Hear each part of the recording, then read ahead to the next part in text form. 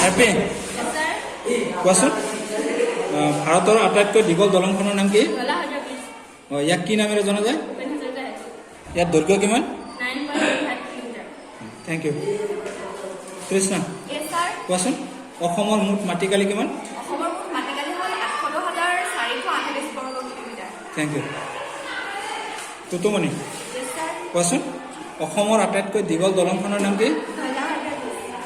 ইয়াক কি নামেৰে জনা যায়? ইয়াৰ দৈৰ্ঘ্য কিমান?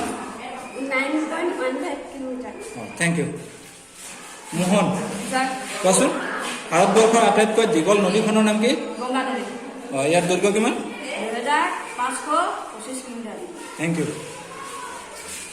কৃপিৰাজ কোৱাচোন অসমৰ আটাইতকৈ দীঘল নদীখনৰ নাম কি? অসমত ইয়াৰ দৈৰ্ঘ্য কিমান? 725 কিলোমিটাৰ। Thank U. বুদ্ধ কোৱাচোন ভাৰতবৰ্ষৰ আটাইতকৈ ওখ প্ৰতিমূৰ্তি ক'ত আছে? প্ৰতিমূৰ্তিটো কাৰ নামত স্থাপন কৰা হৈছে? ইয়াৰ উচ্চতা কিমান? Thank U.